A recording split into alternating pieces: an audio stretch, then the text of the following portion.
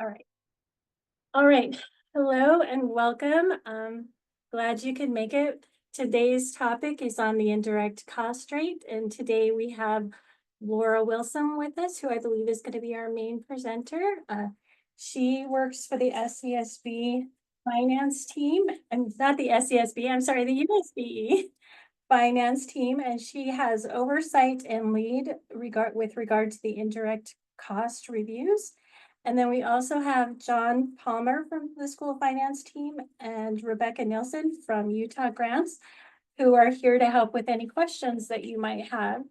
So with that, I'm going to let a couple more people in, and then I'll have you go ahead and get started. I'll let you know, Laura, as soon as they're all in.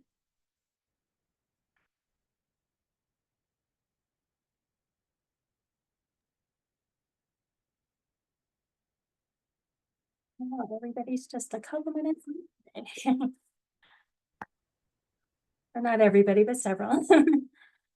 All right. All right. It looks like we have everybody, and I believe it's set up for you to go ahead and present, Laura, whenever you're ready. Great, thank you. I will share my screen.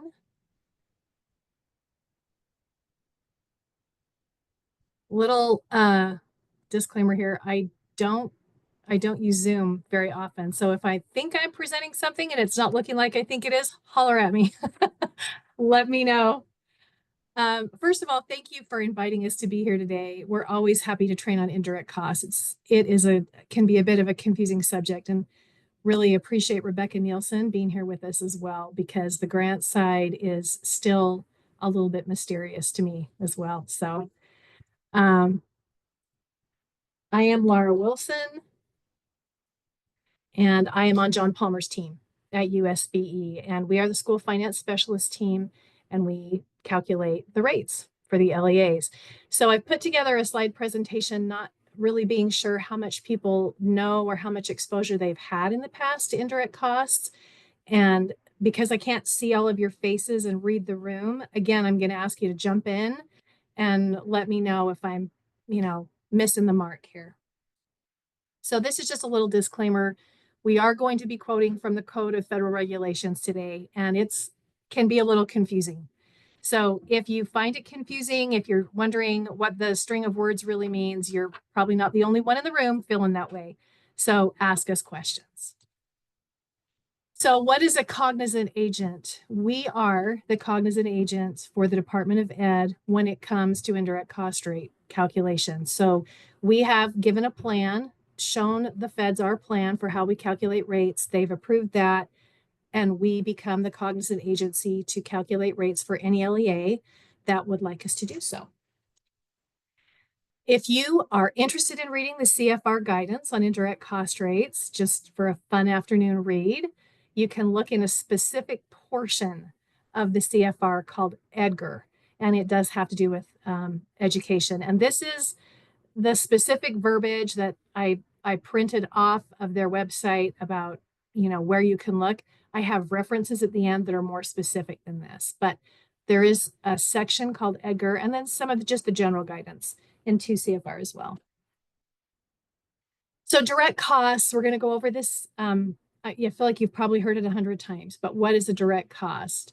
So the CFR defines direct costs as costs that can be identified specifically with a particular final cost objective, such as a specific federal award or other funded activity, and that it can be directly assigned to the activities with a high degree of accuracy. So when I water that down, Laura's definition is these are costs that are clearly tied to and benefit from one objective. So for instance, art supplies for the art department, that's a direct cost for the art department. Teacher salaries, student field trips.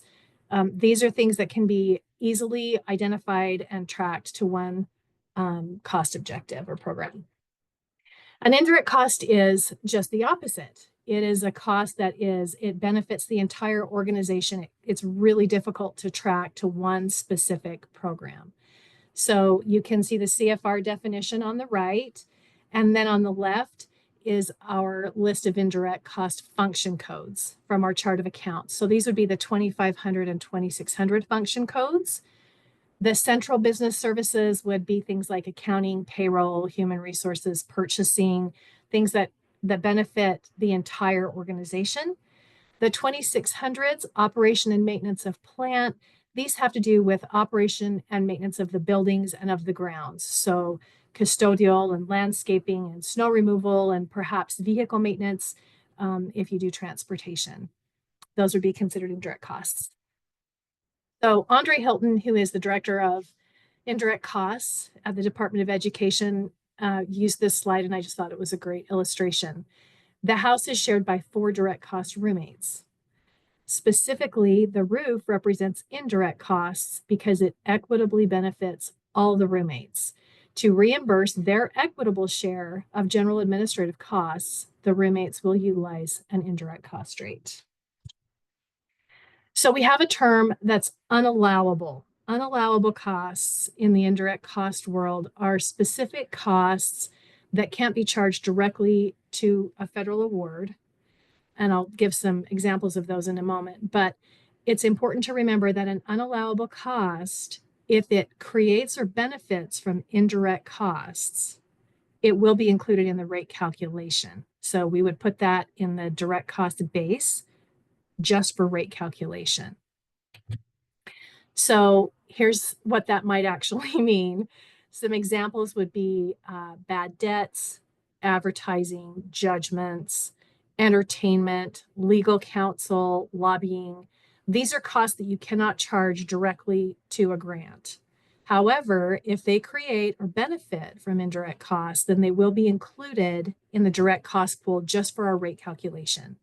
So remember, always there's what we include in the cost pools for the calculation of the rate versus what's included in the cost pools for application of the rate. Those are 2 separate things. We're speaking to calculation here. So again, charging these costs directly to a grant is unallowable and they cannot be directly reimbursed. However, if they create from or benefit from indirect costs, create or benefit from, they are included in the modified direct cost base when we calculate the rate. Okay, modified total direct costs. This term, and you hear it a lot in indirect costs, it basically is all the direct costs with the exclusion of some distorting costs. So we're looking for costs that are the direct costs on the daily operation, something like a capital expenditure that doesn't happen on a regular basis. That's not a normal direct cost and it distorts your pool. So it will be excluded. So specifically, 2 CFR 200 says that the MTDC excludes equipment, capital expenditures, rental costs, tuition remission, participant support costs, and the portion of each subaward in excess of 50. So these words, unallowed and excluded, they seem in English like they mean the same thing, but in indirect costs, they don't mean the same thing. So an unallowable and an excluded cost, neither one of those types of costs can be charged against, right against a grant. You can't take those as direct costs from a grant. However, again, if the unallowable cost benefits from indirect costs or if it creates them, it's going to be included in the calculation. However, the difference, excluded costs are not included in the rate calculation anywhere, and they cannot be having any indirect costs charged against them. They're just completely excluded from the whole process, both sides. So this is our formula. It is the simplified method with carry forward that's given to us by the feds. So it's the indirect cost pool plus or minus the carry forward from the previous period divided by the modified total direct costs. So basically just remember indirect costs divided by direct costs with some caveats. So what is a carry forward? The carry forward is the difference between the estimated cost recovery and the actual indirect costs for any period. So when we calculate rates, like we use the data from 2024 to calculate an indirect cost rate, that rate will be applied in 2026. Now we're estimating what we think your costs will be when we give you that rate. We don't have your cost pools for 2026 yet, so we don't know exactly. There's always going to be a little bit of a difference. Either we can over recover or under, and that difference will be carried forward when we do the calculation for the next period. So I'm hoping this is helpful and not more confusing. In UPEFs, we have this current report that you can look at in the indirect cost tool. And I just want to kind of illustrate briefly how that carry forward flows through from period to period. So you can see at the top of these columns, you'll notice we have all even numbers. That's because, for instance, in 2022, we used 2022 data to calculate a rate that's applied in 2024. And then 2024's data calculates a rate to be applied in 2026. So we have two completely separate sets of data for indirect costs for even and odd years. And that's just, it's the very same methodology, but we have to have two different sets of data. So I'm just going to kind of try and briefly explain this in case anyone has questions about what this report shows. So you can see where at the top, the very top row where it says 2022, the subcolumns under that, look at the first 2022 column. You can see that the direct cost pool is $327 million. That's the direct costs that UPEFs has wrapped up from your submissions, from your actuals data. It's looking at function codes and object codes. That's the direct cost pool. The indirect cost pool, which as you go down through the column, you can see the initial pool is 16.5 million. Those are the 2,500 and 2,600 function codes that UPEFs knows these are indirect costs. That's the indirect cost pool from your submissions. The negative 743,000 is the carry forward from the previous period. We had over recovered from the previous period. So we're subtracting the over recovery here, and we come to a total indirect cost pool of 15.7 million. So as you go down the column, you see that the actual direct cost of 327 million, 326, and then the rate, which was calculated in 2020, is applied. So we applied the 4.93 to our direct cost pool, and we recovered 16,122,000. Well, the actual indirect cost pool, now that we're in 2022, we can see that actual indirect cost pool from the number above is only 15.7 million. So we over recovered a little bit. This is where the carry forward comes in. When you subtract the calculated recovery is what we apply those rates in Utah grants, and it gives us that much money for indirect costs. We recovered a bit too much. So this $336,000 difference is the carry forward that we use when we calculate the rate for 2024. In the very next column, you'll see that subtracted from the indirect cost pool in the next column. And then, so basically under the big 2020-24 column, the 2022 on the left, you can see our 16,191,000. UPEFs divides that by the direct costs of 327 million, and it calculates the rate of 4.95. So this data from 2022 has given us a rate of 4.95. That's going to be applied to the numbers in 2024. So oftentimes we have schools reach out and say, why are my rates fluctuating? Why am I seeing these huge differences? There must be an issue. And there are several things that can cause issues. And sometimes we always check to make sure that our programming, that things like that are working correctly on the back end. More often than not, it is usually there's some kind of a data issue.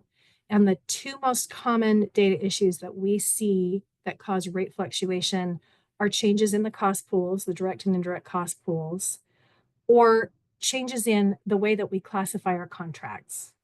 So just wanted to go over those briefly. This is an illustration of how cost pool changes can affect rates.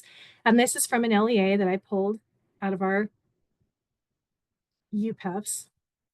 You can see in 2022, their direct costs were 4.3 million. And then when you move over to the right one column, their direct cost pool went up by $1 million, which we're only talking about 4 million. So when you go up by another million, that's a big difference in the direct cost pool.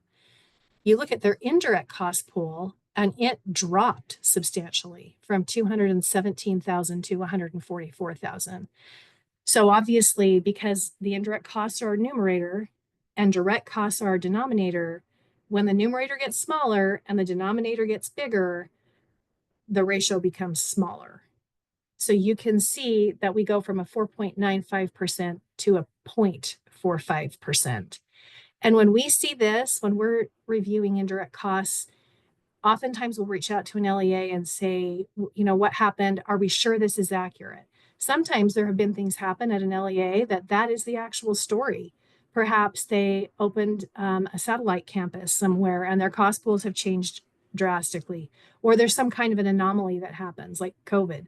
But if it's just a data classification error, we will reach out to you and say, just want to make sure this is correct, because as you can see, there's a big rate change here. And due to the carry forward nature of our formula, when you have these big spikes and dips in the rates, it will take several cycles before that kind of normalizes. So we just want to be sure that the cost pool numbers that we're seeing in UPEFs are a correct representation of what has happened throughout the year. So talking about contracts, here's the question. Are contracts that are for professional services, or if they're for indirect costs, should those contracts be listed in UPEFs in the contract adjustment tab? And the answer is no. And so what we need to realize is that what we're looking for, what UPEFs is needing in that adjustment, are contracts for direct costs that qualify under federal guidance as subawards or subcontracts. If it's a professional service, it should not be listed in the adjustments tab in UPEFs. The rationale for this $50,000 business, let's say you have a contract that's for $150,000. You list that in your contracts in UPEFs, and UPEFs will take the first $50,000 of that and apply it to the denominator for when we're calculating the rate. The other $100,000 that contract would be excluded. It only will include the first $50,000. We're talking about putting it in the denominator, so this makes your rate smaller. However, the rationale behind it is that contracts don't require the same amount of administrative burden as if you were to have those expenditures in-house. So they don't need to bear as much of the indirect cost burden. It also doesn't necessarily follow that because you have a smaller rate, you'll absolutely be getting less dollars for indirect costs. If you have a larger base, then you're going to be applying the rate to a larger amount of money. So it might be that the rate is smaller, but it could be that your direct cost base is much larger. And so you're applying that rate to a larger amount of money, if that makes sense. So it's not always smaller rate means less dollars. Whatever it comes out to, though, we just need to be sure that our contracts for subawards and subcontracts are what gets listed in UPEFs. So this is an example from an LEA of sometimes how our contract classifications can change. So you can see in 2022 that this LEA listed quite a few contracts, $125,000. Then in 2024, they looked again at their contracts, they reclassified them, and decided that only 2 of them should be listed as adjustment in UPEFs. Now, that's probably more accurate, and that's great. Just know that, again, it's going to affect the rate for that year. And then it's very important with contracts that we have consistent classification. So maybe off to the side in a separate ledger, a separate Excel sheet, you have a list of all the contracts and how you have classified them so that whoever's doing indirect costs the next year, they're applied consistently in the same way. This is the rubric that we encourage people to use from the federal government for classification of contracts. And it is a little bit old. You can see on the bottom row, it talks about exclusion of anything beyond $25,000. And in 2024, that guidance changed. That has gone up to $50,000. However, the classification rules remain the same. So this is a great rubric to use, and realize that on the far right, we show pass-through dollars. Those are completely excluded. They are not used in rate calculation. We do not apply rates to pass-through funds. They're completely excluded. The third column over, the professional services, those are just considered direct costs, even if they are a contract. So For instance, maybe an LEA has a contract with a speech pathologist who comes in and works with specific students in specific programs. That may be under contract, but it's considered a professional service and it's not entered into UPAFs in that adjustment tool. Even if the contract is for $150,000, all of the $150,000 are considered a direct cost if it's a professional service. Only the subawards and subcontracts would be listed in the adjustments tab. So I just wanted to talk a little bit about how the journal entries and the flow through works for LEAs. And I reached out to some LEAs to get their input on this because we don't do your journal entries, obviously. And so I wanted a little bit of explanation from them on how this looks. And it may be that LEAs use different program codes but I wanted to show you an example. So in these journal entries, we are assuming that an LEA has a 5.1% indirect rate. The eligible program expenses are $100. Utah Grants is automatically going to add $5.01 to the expenses for that program. You have eligible expenses of 100. Utah Grants knows the rate is 5.1. So the LEA gets reimbursed for $105.01. So the first thing that the LEA does is they recognize 105.01 in revenue. And then because the $100 of the expenses were already recognized as program expenses, the next entry is just for indirect costs. Now this is specifically in SPED as an example. So $5.01 is applied to SPED. You can see in the top entry, function 1000, object 870, program 7524. So you can see that expense going to SPED. The offsetting entry, they're using program 9999. So that's just a district central program, and they do a credit. The offsetting entry for that is, of course, the same function and object codes. This will create double counting. So this is the journal entry that would be used. The flow through to the APR on the right on the APR, if this is the APR sheet that shows SPED, the second column would be a specific program within SPED. And you can see that there is a negative amount there for the offsetting entries that were put in on object 870 for indirect costs. The column to the left is the totals column, and that has zeroed out. And that's because it has taken into account the expenditure that was already put into the full program, right? The original expense has been offset, so they come to zero. And then you'll see at the bottom, the subtotal for the 112 million, that matches the AFR fund balance on the right. So in order to account for indirect costs, I mean, it's an expense, but not really a real expense. So you have to have that offsetting entry to create, to be sure we don't double count. So this is what I was referencing. There are places that I would suggest that you look specifically in the CFR. And this first one, there are several references here if you want to read through this yourself. We're always happy to answer questions.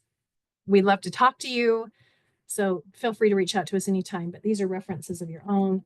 And this is our team of all of us that would love to talk to you if you have any questions about indirect costs. Are there any questions? That was a lot of talking. It was really fast. I'm hoping there are some questions.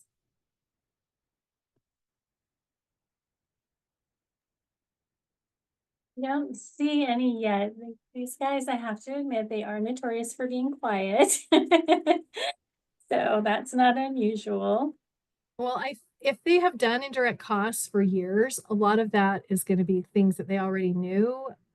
We kind of prepared this in case people needed a broader overview, but if they have, specific questions regarding something that's not on the slides, that's totally great as well. And with Rebecca here to answer Utah Grants questions, it's a great opportunity.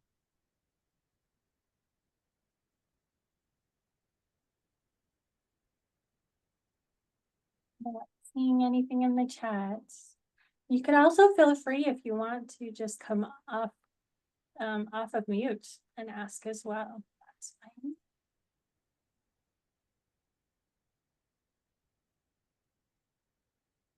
Nope, I think we're good.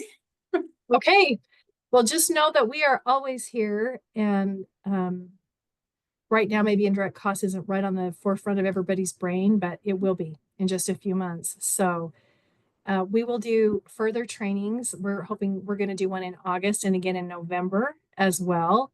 And we really encourage participation. I think that we can learn a lot in our department from hearing the questions that LEAs have so that we understand where the challenges are and maybe how we can help. And also, I think that LEAs will learn from each other as they talk.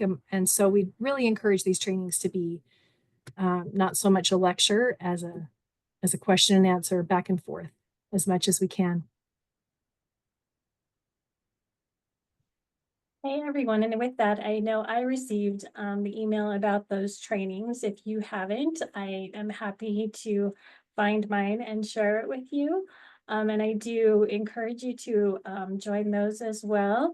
And I want to thank everybody for being here. We really appreciate it. And with that, you guys, quick meeting today. So go enjoy your extra half hour that you have available. And thanks again, everyone. Bye-bye. Thank you. Bye. Thank you.